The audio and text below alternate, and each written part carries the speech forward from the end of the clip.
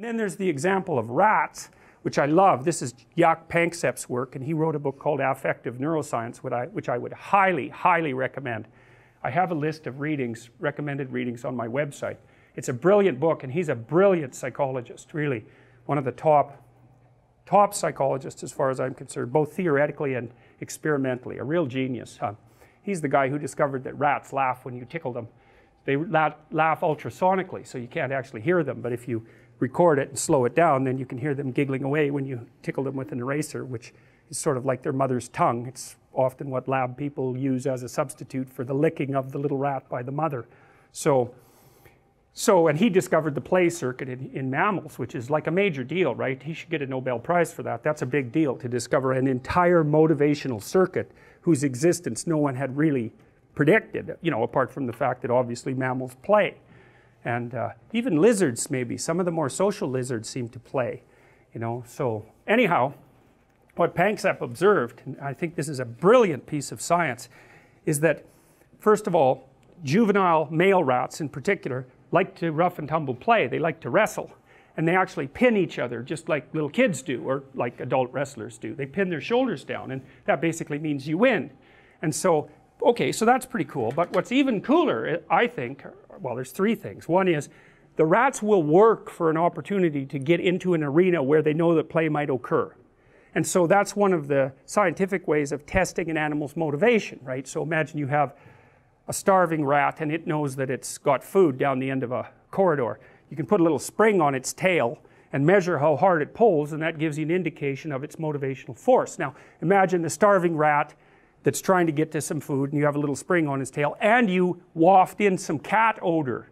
So now that rat is starving and wants to get out of there. He's going to try to pull even farther towards the food. So getting away plus getting forward are separate motivational systems, and if you can add them together, it's real potent. And part of the reason why in the future authoring exercise that you guys are going to do as the class progresses, you're asked to outline the place you'd like to end up, which is your desired future, and also the place that you could end up if you let everything fall apart, is so that your anxiety chases you and your approach systems pull you forward. You're maximally motivated then. And it's important because otherwise you can be afraid of pursuing the things that you want to pursue, right? And that's very common. And so then the fear inhibits you as the promise pulls you forward, but it makes you weak because you're afraid. You want to get your fear behind you, pushing you. And so what you want to be is more afraid of not pursuing your goals than you are of pursuing them. It's very, very helpful. And lots of times in life, and this is something really worth knowing, you know, and this is one of the advantages to being an autonomous adult, is you don't get to pick the best thing. You get to pick your poison. You have two bad choices, and you get to pick which one you're willing to suffer through.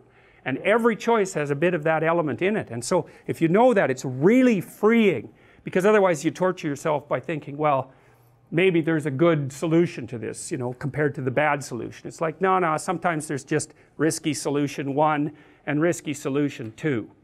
And sometimes both of them are really bad, but you at least get to pick which one you're willing to suffer through. And that actually makes quite a bit of difference, because you're also facing it voluntarily then, instead of it chasing you. And that is an entirely different psychophysiological response.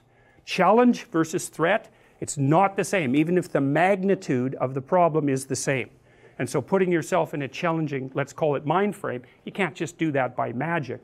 Putting yourself in a challenging mind frame is much easier on you psychophysiologically, because you don't go into the generalized stress response to the same degree. And you're activating your exploratory and seeking systems, which are dopaminergically mediated and that involve positive emotion.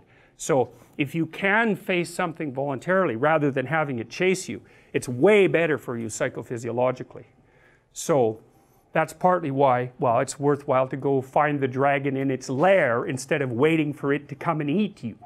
So, and especially when you also add the idea that if you go find the dragon in its lair, you might find it when it's a baby instead of a full-fledged bloody monster that is definitely going to take you down.